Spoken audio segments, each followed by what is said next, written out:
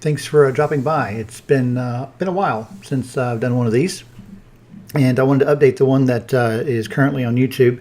It's got over 103,000 views, which just stunned me senseless. Wasn't expecting anywhere near that. So thank you for everyone that's subscribed and everyone that's viewed that. There were some comments about clarity of that one, so try to redo this one and make it a little bit clearer. Just some points about what I've got on the screen at the moment. So in the background here, we've got I've got a machine that I've labeled client 1, and another machine that I've labeled server 1. That way, there's should be no confusion about what's what. So we'll be initiating the connection from the client machine right here, client 1, and the server 01 machine will be actually listening for the connection when we actually get it all set up and running. Something that I'm doing a little bit different here is I've got a third machine which I'm going to be using as my certificate authority, and primarily because if you are going to create a CA for other purposes, it's always good to keep it secure. And something that is kind of nifty, at least I think it is this little guy right here, the Western Digital My Cloud. And thank you to Google. This is their image search, and then looks like Cloud Awards here over here. So want to give the credit where credit's due on the images and stuff. This little guy's actually running an ARM processor and a copy of Linux, and so this window that I've got right here is actually from my Mac. I've SSH'd into the NAS device, and we'll be creating the certificate authority there and signing the keys and so forth. So without further ado, let's get cracking on this. Okay, so there is a little bit of legwork that makes this work a lot smoother as opposed to just jumping into someone's commands. So I have created a directory here on this NAS device. Let's do a pwd in my home directory called CA Home. Now, typically, just a little caveat, you don't normally want to do things as root, but because this particular device is what it is, and I plan on putting in perhaps in a bank vault after this to protect the CA. So yeah, I know you're not supposed to do things as root, and that's why over here on the other two boxes I'm using user 1 and user 2. So at any rate, in that directory, I've done a few other things. So I've created an additional subdirectory called CA, another one called Client 1, Client 2, and Server. And also in lieu of giving credit where credit's due, I have a website that I've been working from. And if I can find the gentleman's page here.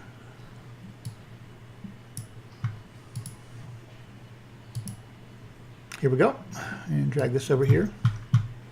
So Mac Freak NL memory, create an OpenVPN certificate authority, and I haven't copied this word for word, but if you're familiar with this page, or if the gentleman that did this site is familiar, obviously familiar with his own content, yeah. So I basically took these files off here, cut, paste, and created them locally, and did some modifications to them, and we'll go over those now. So once the directory is created, then I created the following files: the CA configuration file, the signing configuration file, client 1, and server. I could have done client 2, but that's in case I need additional certs. I can work with that. So let's take a look at some of these files.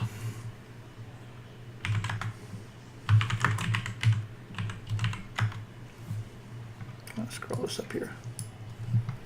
Okay, so I tend to go a little overboard sometimes. So 4096 on the bit size. So this will be really hard to crack. The default MD is for the files was SHA-2. in one other of the files, I think I changed it to 256, but for the most part, I left things the default that I got from the site, and except down here for country name, I did U.S., state, province. Now, the one thing that's going to be important in all these files we're going to edit is that you maintain consistency with the various, for example, the organization name. Whatever you put there, you need to put that same organization name for the certificate authority cert, as well as the server cert and the client cert. The OpenSSL will complain and actually won't work if you don't match those up. So the rest of it's pretty much self-explanatory. Just kind of change my domain name to my domain name here. If you've got a domain, feel free to use yours. And that's really all there is to it for that particular file.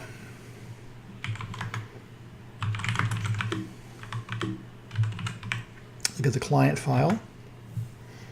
Again, setting the bits, and the same thing. I was talking about the consistency a minute ago. Now the common name for this one is actually client. And if I were going to really get into like multiple clients, client 1, client 2, client 3, maybe client 100, I probably would have set the common name to that here, but for the purposes of trying to keep it simple, I just put client, and for the next one I just put server, so go to server.conf file. And same thing, all this is the same settings, except down here for the common name, I went ahead and put server, so that way we can keep them straight. And here's something very, very, very important. If you're using OpenSSL to generate these certificates, you have to have this in there, because the server is going to have an NS-cert type of server, and the client's going to have an NS-cert type of client. If you don't set this in and you just generate your certificates, whenever you try to get the two to talk to each other, it's going to fail. So that's why I went ahead and actually took the time to create these files, because I had this demo almost done, and started the services up and they wouldn't talk, and I had to go back and debug it. And this one gets me almost every time. So you actually have to, and what this does is it tells it sets what the certificate can be used for. And OpenVPN does pay attention to that. All right, and then CA-sign, that's the last one, last configuration file that we're going to look at. Kind of the way this works is the name that you have here matches to the section that you put down here, and so these are all the settings. So what I've got is the directory where I will be stuffing the CA certificate, and then all these other entries are based off of this dir, because you can see they do $dir, which means it passes it to them. As far as what I've changed in this particular file, I don't think there was much of anything. Gonna look down through here real quick.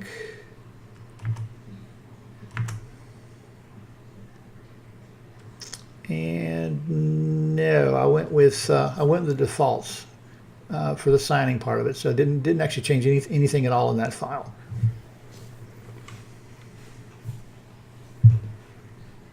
And I'll put the link or post these. Put the link to this gentleman's site or post these configuration files in the descriptions of the video.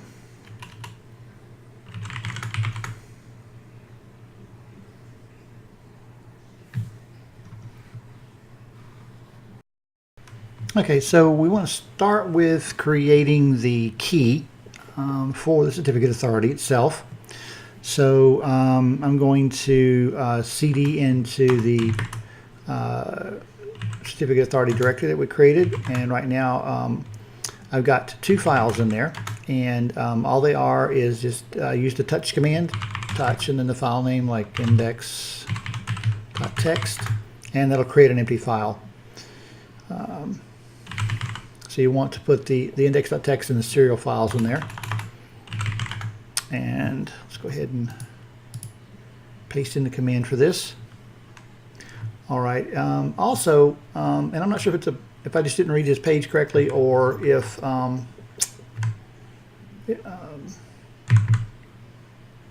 getting something wrong. But at any rate, I decided to put I've got the configuration files up one directory, so I need to put a // to tell it to read the file. So what this is going to do is this is going to this one command is actually going to do two things. It's going to create the key and put it in ca.key file, and it's also going to create a signing request in this directory as well for that key. And what we're going to do is we're going to self-sign. So I'm just going to go ahead and hit the enter button now.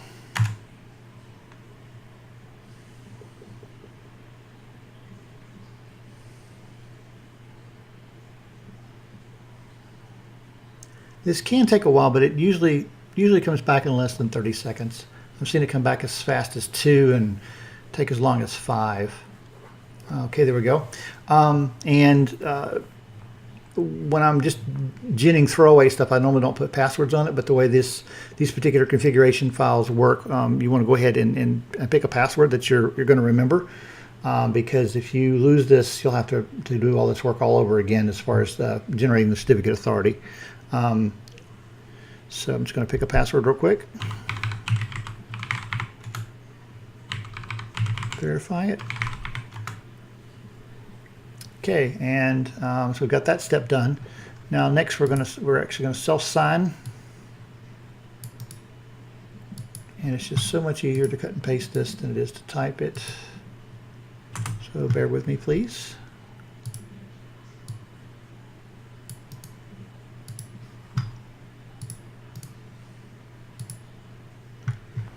Okay, and once again, all the config files are one level up.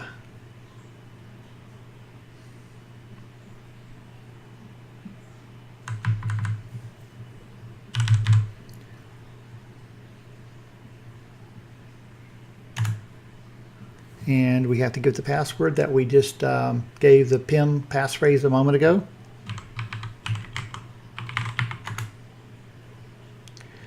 And what do we got? Error loading serial.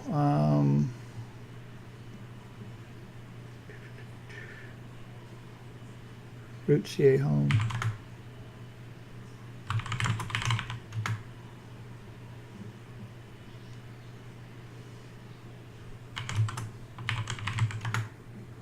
Okay, let's try it again without the serial.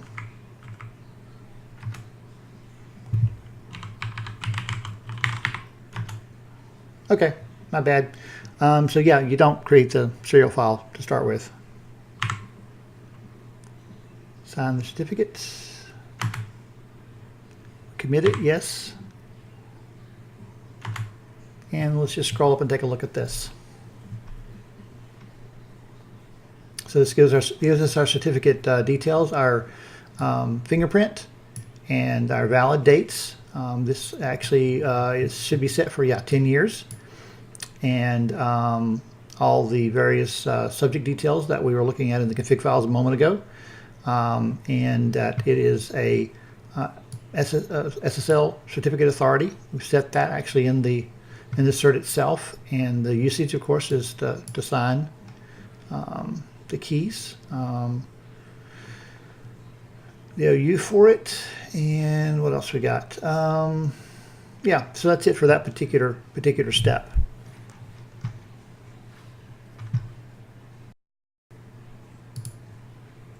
Okay, for security, we actually want to lock those files down a little bit more, so we'll issue a chmod command. And what this is basically saying, the 400 means that only the person that owns this file can read it, and no one else can see it. Because you want to keep these private, that key file is called a private key. You want to keep those definitely secure. And then the certificate itself, we're going to set that so that not only the person that owns the file can read it, but everybody can read it. Now the 4s mean that you can only read it and you can't actually write to it.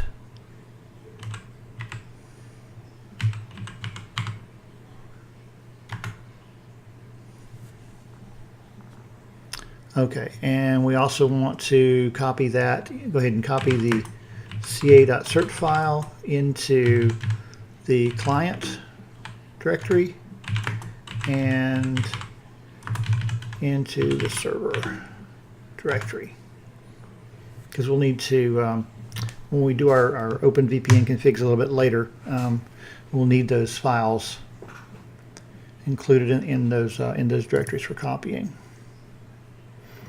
All right, so the this one, this next command, we're going to say we did it, but not actually do it.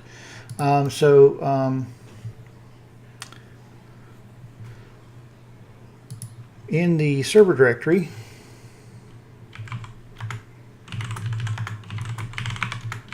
and I'll show you why. So the result's going to be this DH2048 PIM, and the command is this one. And the reason we're not going to do it right now is because it takes a very long time. Keep in mind, I'm running off of a Linux that's running on an ARM processor on a NAS. This device was never intended to do this. So the results of this command will give you this file right here. So other than that, the rest of this setup is going. I will be typing commands, and you guys can see the output.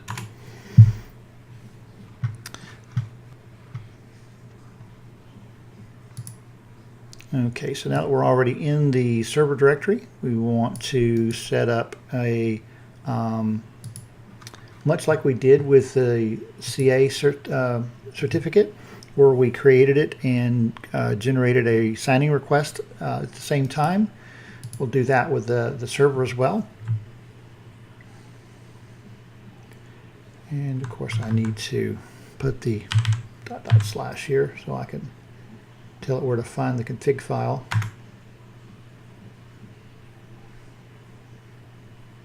I could have just as easily copied the config file into this directory, but at least this way I know I've got them all in the same spot. So of course we're generating the private key for the server itself now, and then that will go over here on this one in the background on server 01.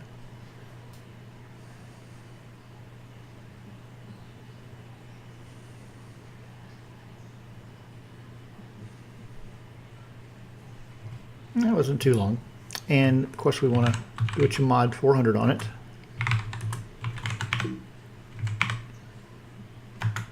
In case you're wondering how it's typing so fast occasionally, this shell supports file name completion, so when I hit the tab key, if I've got a unique match of the characters I've typed already, it'll finish the file name for me.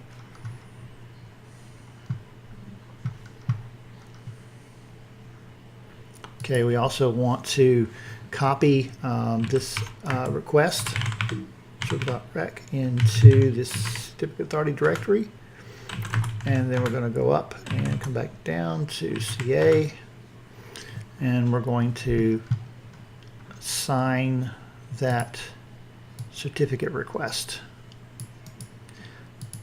Another extension, and I think more commonly used instead of REQ at the end, is CSR, or certificate signing request.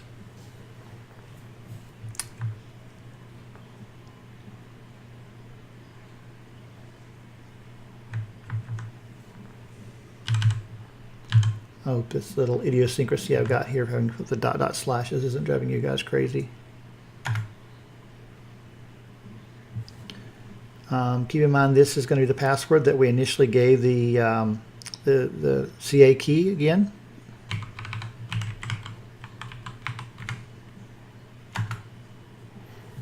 Okay, and we want to go ahead and sign that. And we want to commit it. And then we can scroll up and take a look at some of the statistics that it gave us. Again, the fingerprint. And this one's going to be good for 2 years. That's changeable if you want them shorter or longer. Just change the configuration file that we used. If you'll notice, where is it? In the, here we go, the casign.conf file. There's a date range in there. We just changed that. Or actually, you put the number of days, and that'll change how long these certificates are actually good for. And right now it's set to 730. Okay, let's take a look in this directory while we're here. So these PIMs, they're over here. The first one, that is the cert for the server itself. The second one is for, for the certificate authority. The second one is for the server that we just signed. Now what we want to do is we want to copy that server.cert back to the server directory.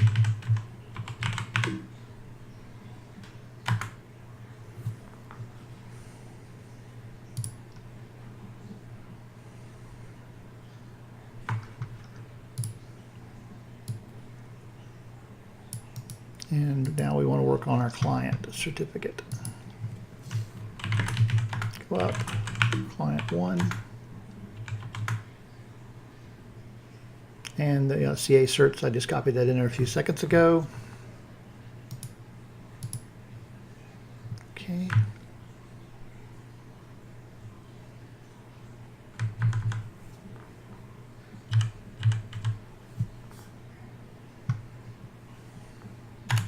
And again, we'll generate the private key and the certificate signing request at the same time.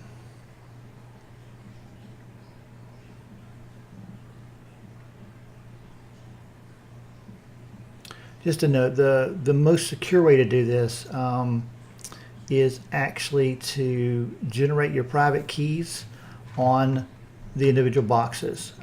So you could run this command over here. And of course, I would say client.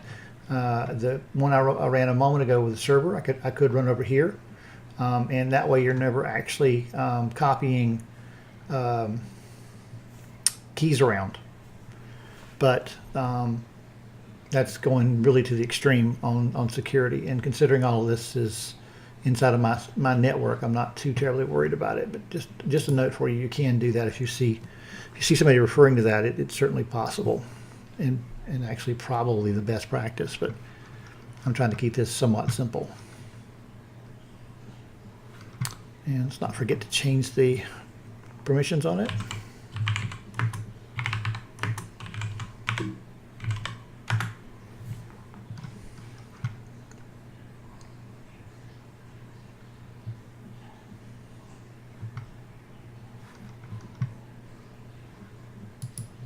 And we need to copy the client1.rec file over to the CA directory so we can sign it.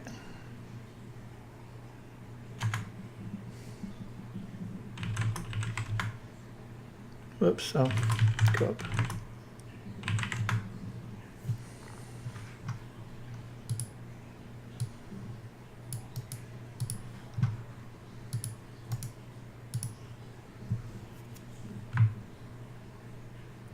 And of course, not forget to tell it where the config file is at.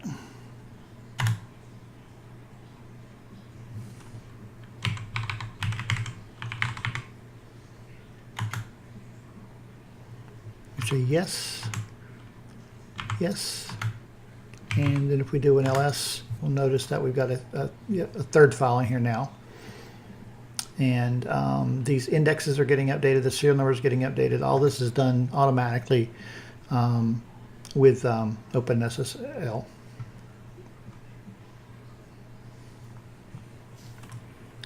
So now I need to copy that back. So I want to cp client1.crt to client1 directory.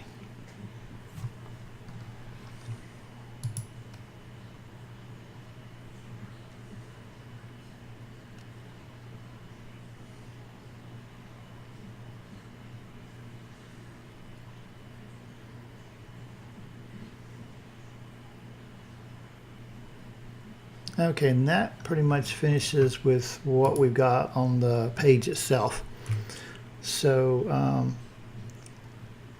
let's go over to, actually before I do that,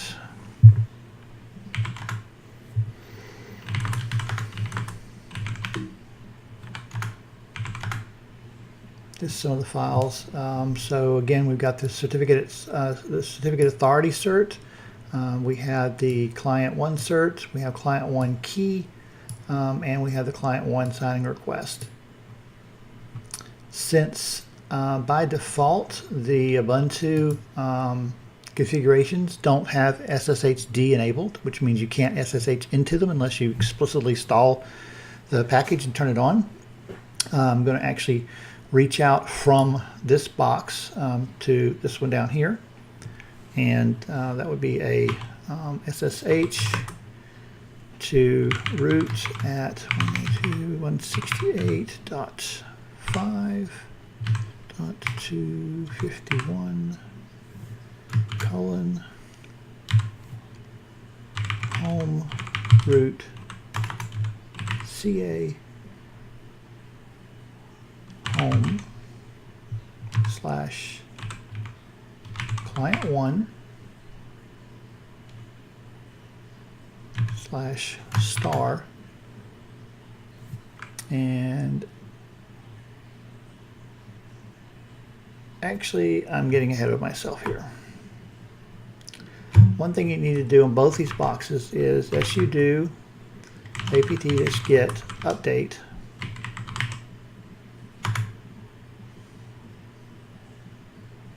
if you haven't already. If you've just installed them and you've done this, then you're good to go.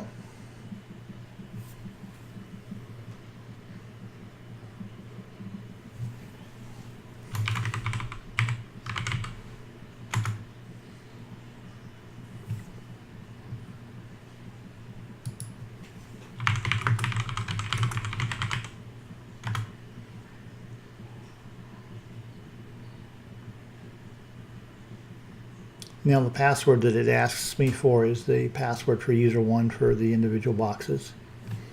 And I have no idea why these guys are hanging like this. I may have a backup or something going on in the background.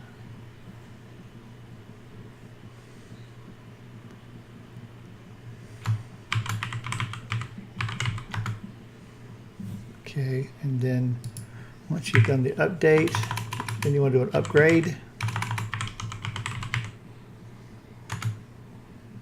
Just to make sure you've got all the latest packages.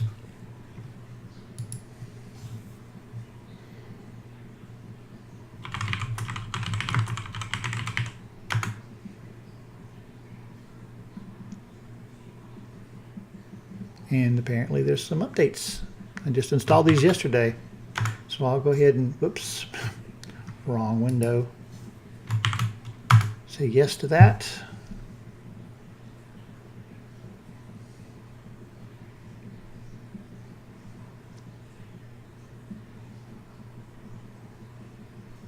And this isn't 100% necessary, but it's just a good idea, because that way you know you're running on the latest version of everything. And if you do have to do some troubleshooting, you can rule out an older version.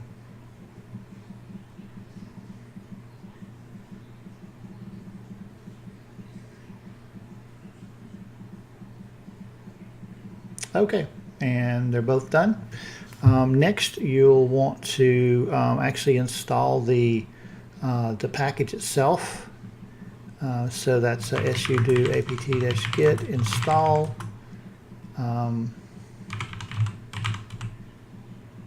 OpenVPN. Now I've already installed it on these guys, but I think that's right.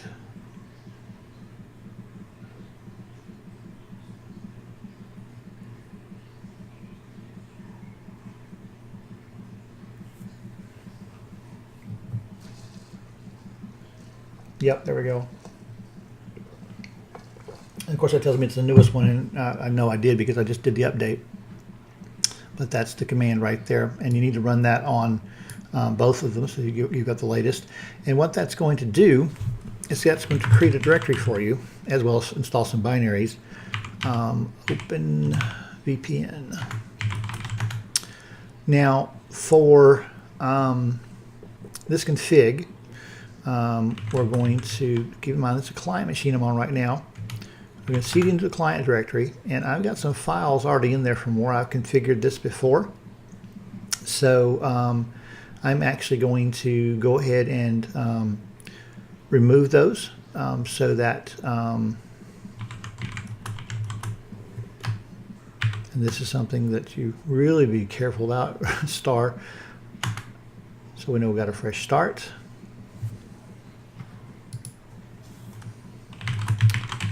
Let's see, and then on the server side,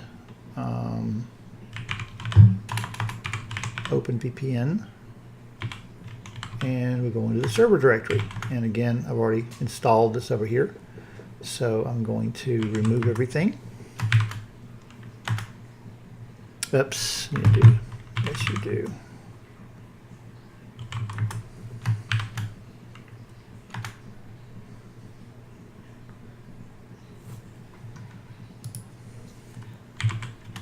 There we go. You can see it's empty. And now what I want to do is actually copy the files from, I should do this, cp root at 192.168.5.251. Keep in mind, this is my IP address on a local network. If you didn't do this with a three configurations, like two VMs and a little NAS device, if you chose to instead use one or two of these VMs or other servers to act as the certificate authority role, then you of course wouldn't need to issue this SCP command. And colon home root ca home, and keep in mind there again, this directory is just something I picked. You can pick anywhere you want to put this, and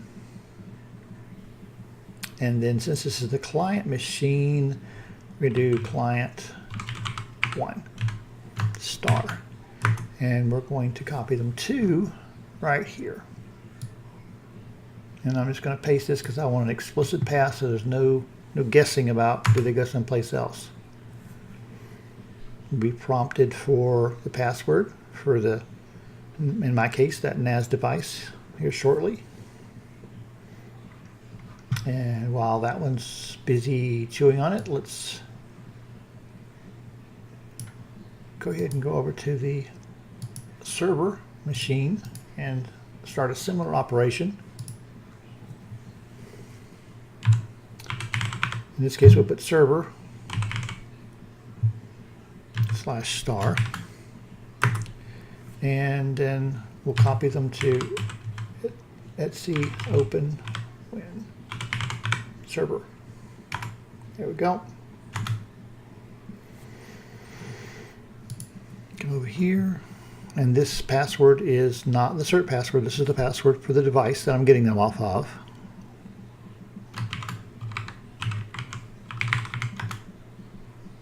And there we go, copied those.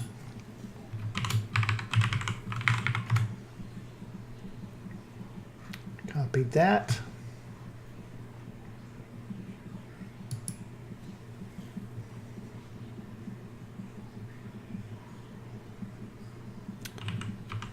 Okay, and take note, I'm going to cheat here a little bit and copy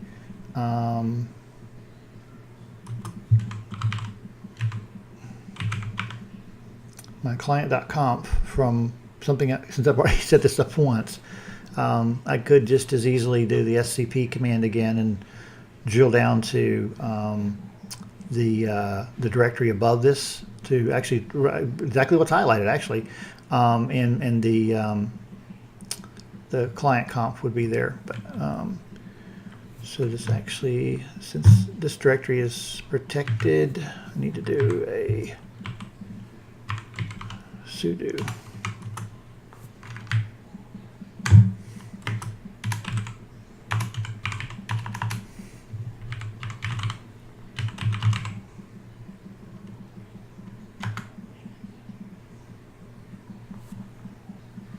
And then the same thing over here.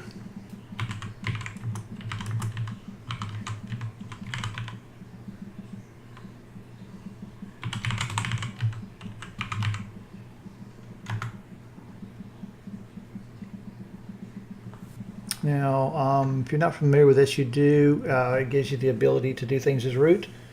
And it also will remember your credentials for a set period of time. That's why it didn't ask me this time for anything. So I should have most of the files I need over here now. Most of the ones I need over here. So now let's take a look at the configuration file, because that's one thing that I've not covered yet.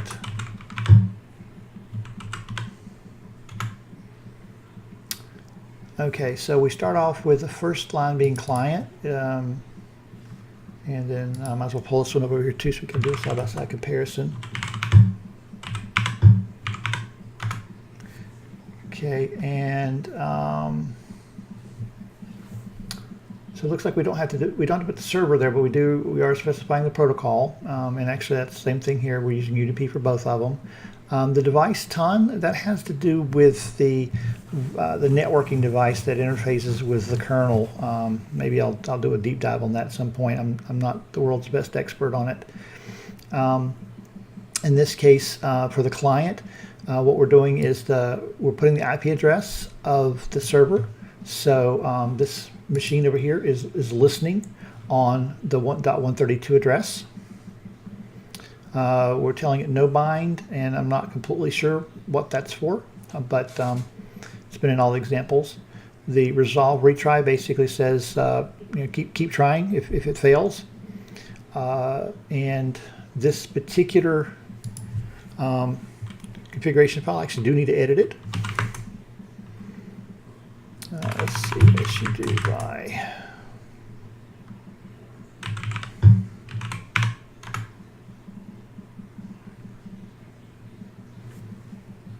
And I need to edit this one over here too.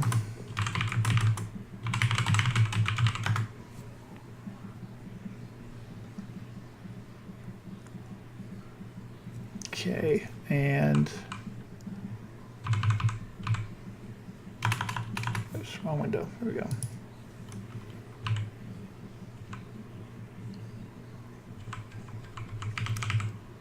This is just CA now. And this is client 1. Client 1. Whoops, got a typo there, don't I? There we go. Cert. That's good. That's good. This is just saying we're using TLS. The cipher that we're using, the TA key is an agreed upon key. And I'll have to show you how to create that in just a moment. And I think we probably actually have to copy that over. So the remote cert TLS is server, and I can't recall whether that's tied to the name in the certificate or the type of thing we're connecting to. But that's one way to keep them, make sure it works, is just put server in your cert as the common name, and then you're good to go. We're actually compressing the communications between them. We're making the key persistent, so we're not like rotating keys. We're making the ton device persistent. We're not trying to unload it from the kernel. We're muting the replay warnings, and what that's about is sometimes you'll get a packet back in a different sequence than you sent it, and that's kind of what the replay warnings are about. For Velocity 5 on the logs, how much it's going to show you on the screen, And then the redirect gateway default 1, what it's going to do is it's going to change your default gateway so that everything that you're doing on this machine goes through this connection to this machine over here and then out. And then we're setting lock on it. So let's go ahead and write that out.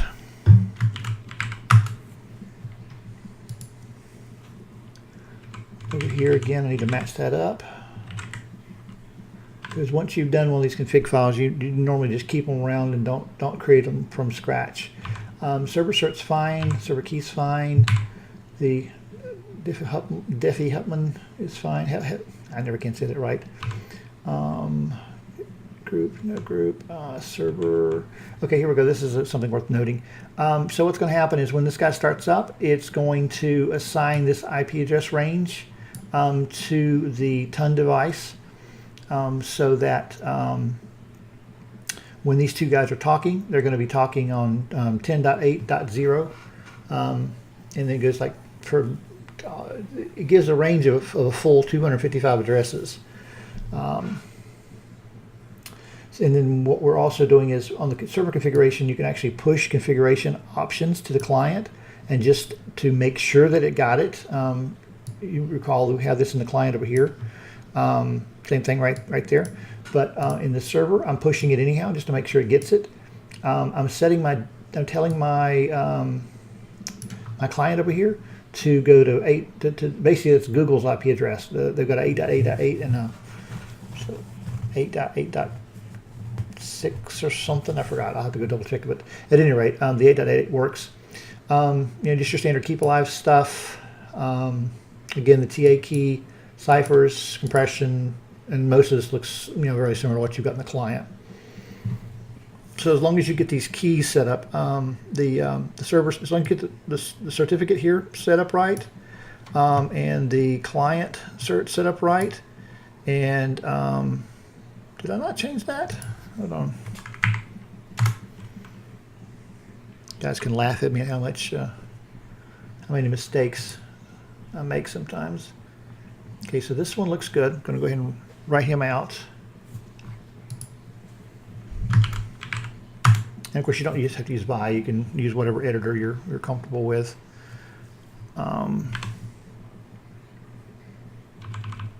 Okay, yeah, I did write. Whoops, wrong window. I did write that out. So CA cert client. Okay, cool.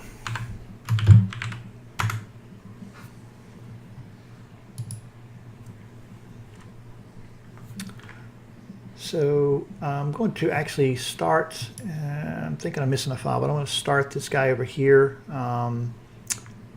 And if you're missing anything, it will tell you. So just kind of scroll back through some of the commands that I had typed earlier. There we go, that's what I want. Okay, so you can, with the apt-get install that we did earlier, the OpenVPN command is there. The --config tells it which config file to run. And I'll show you a little bit later on how to set this up so that you're not starting it by hand, that it's actually, when the server comes up, it starts it. So let's see if I've got everything copied over there.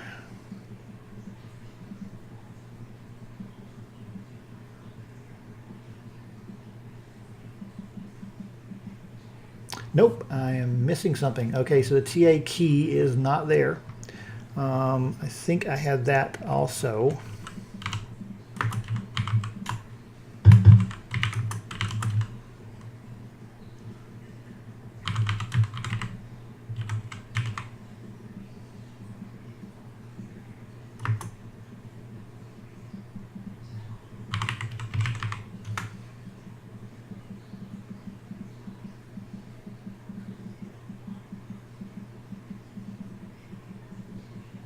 And I don't think I've got it over here either. So I'm going to copy it in place, and then I'm going to stop and show you guys how to create that key, so we don't get all the way to the end and I forget to put that in there. No, I don't.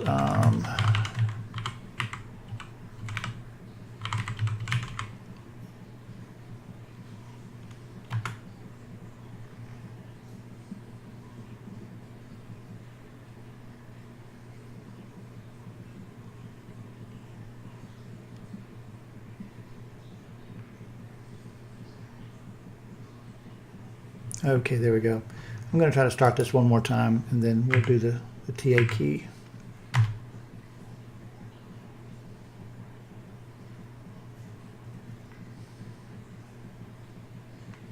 And things normally aren't this this slow. Like I said, I'm pretty sure I hear one of my hard drives chugging in the background, so I think I've got a backup going on this thing. Okay, awesome. So the server is actually up and listening at this point. You can see it did the route add here. I was telling you about the 10.8, and the device is the 10.0 is open. So there's some pretty interesting stuff if you want to scroll through here and you know, kind of see what's set to what. But as long as it comes up and has the initialization sequence completed, you're good to go. She's actually listening, so I can actually leave that one alone. And then we'll go over here between these two windows and set up the generate a TA key, but I'm not actually going to copy it. Okay, so real quick, so I've got it in the same section so we don't forget it. I'm just going to go ahead and put it in the home root CA, home CA here, but it's just an open VPN command. And I'm just going to put this as a 1 so I don't clobber anything.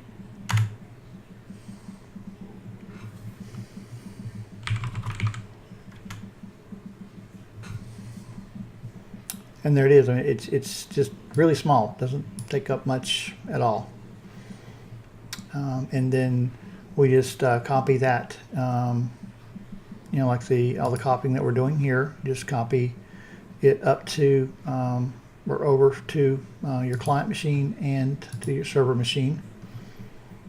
And as long as you've got the same TA key everywhere, you're good.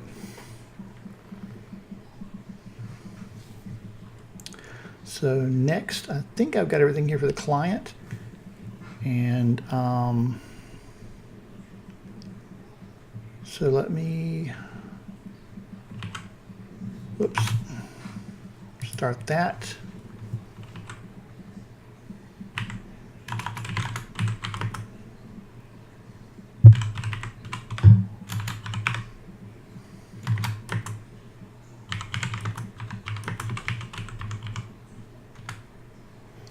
There we go. So the script-security2 is, I cannot recall why, but it's necessary to actually get the client to start.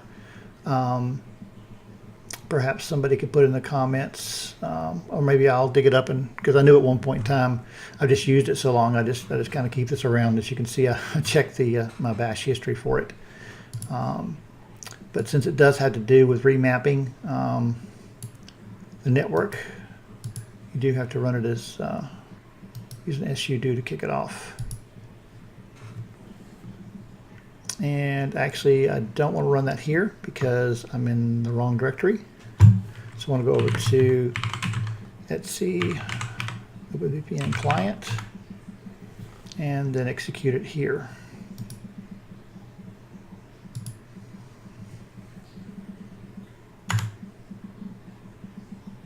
And if we did everything right, these two will connect and you'll be able to see it on both sides if I didn't leave out any files.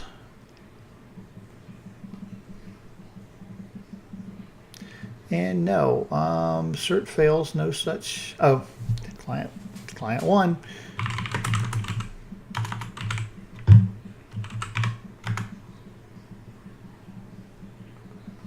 So we'll fix that real quick.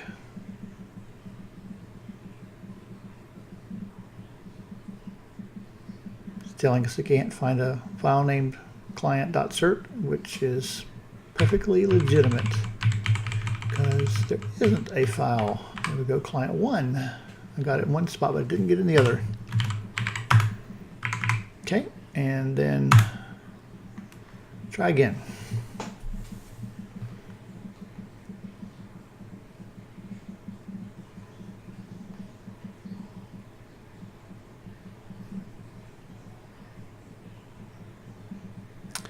And what do you know? we got it. Okay, so when you see the client initialization sequence completed on the client itself, you know you're good to go. So this is showing adding the routing and the devices. So your .6 and .5 between these two.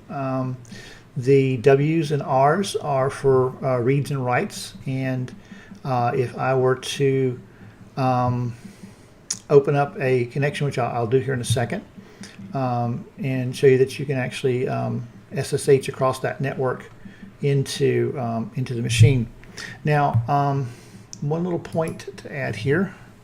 Let's do another Control-Alt-T. I've already installed the SSHD package on here with a so let's see, cat dash history.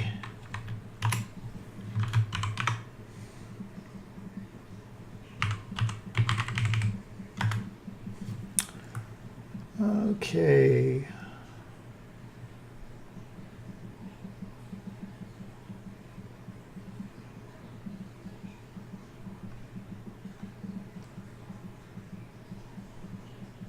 Oh, duh.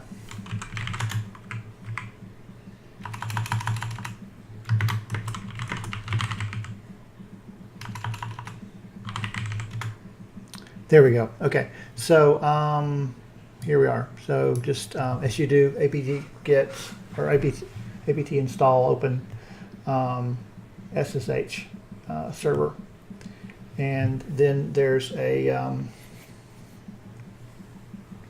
another command for enabling it so that it comes up every time.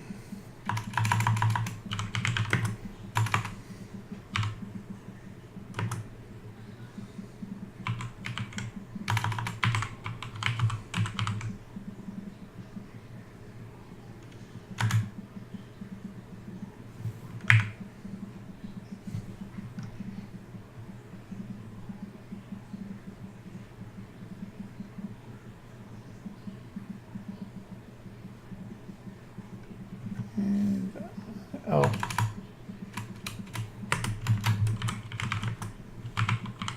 Same thing again. There we go. Okay. So here we go. The last one. As you do systemctl enable space ssh.service. And so this guy is actually listening at the moment for incoming SSH connections. You don't have to do this. I'm just doing it to on this demo to show you that we really are talking to it. So I'll bring up one here in the client, and we'll SSH over to the other machine. So this is I think it's 6.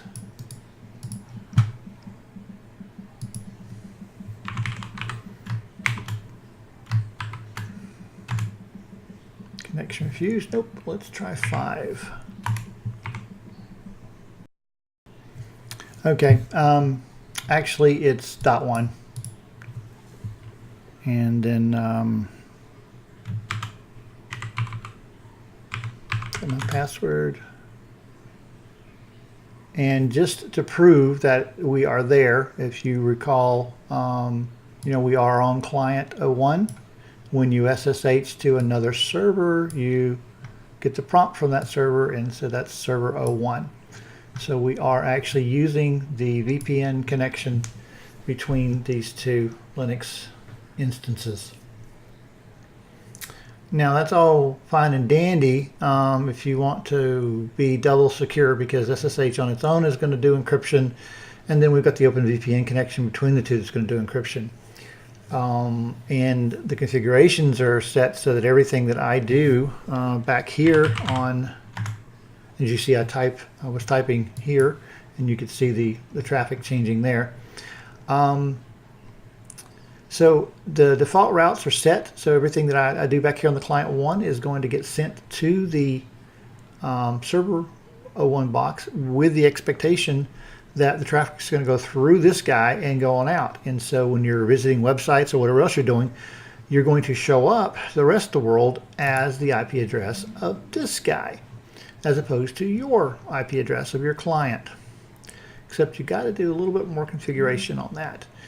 For example, I'll show you, since it's not configured yet, we'll bring up a browser.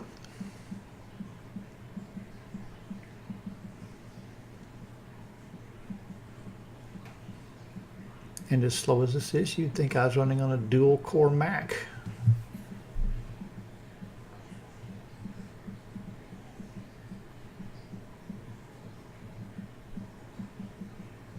But I am not.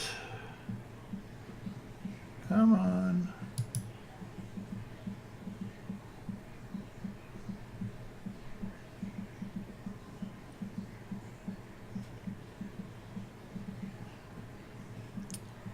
All right, I'm not going to make you wait any longer. I'm going to pause the video, and well, there it comes up. Okay, so you can see over here what's happening on the server. It's receiving traffic. So Firefox is trying to get out and to look at things. And if I were to say click on YouTube here, what's going to happen is you'll notice a little thing up here. I'm clocking. It's not going anywhere. And that's because the traffic is getting sent to this guy, to the server, but the server is not configured to forward the IP addresses, and the NAT is not configured, and the firewall stuff that's built into the server isn't configured. So that's the next part of the video here in a second that I will append to this. So I'm going to go ahead and stop the video for a second and get all that together for you. Well, this last part, doing a voiceover twice on it. I had the mic muted both times. So the R and W you see going in the background are the client and the server communicating with each other. Had to add a script to this. fw.sh is what I call it, and for firewall. And all it's going to be doing is modifying the IP tables to allow the traffic, as well as setting up the NAT, and network address translation, so that it knows how to send the traffic back to our client, the return traffic for when we're trying to do some browsing and stuff. So we just run our NAT command there. This script can be run, all you gotta do is run it once. As long as the server's up, you're good to go. If the server reboots, you'll need to run it again. And really this video is already too long, so I'm gonna leave out the how to make this a permanent change, so that when you start your server up, it automatically comes up for perhaps another video.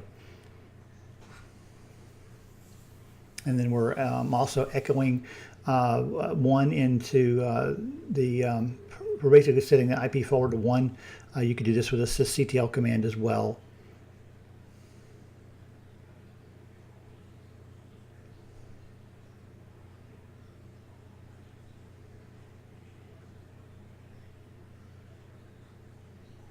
And I've already got Firefox running in the background on the client.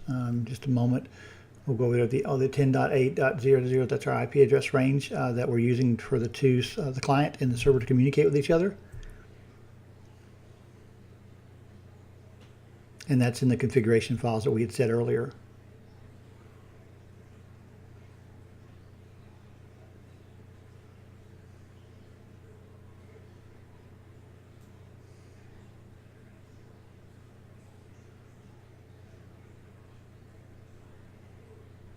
If you're paying attention to the thing on the left and right, the server and the client have disconnected and immediately reconnected. That's part of that persistent setting that we had in the configuration files.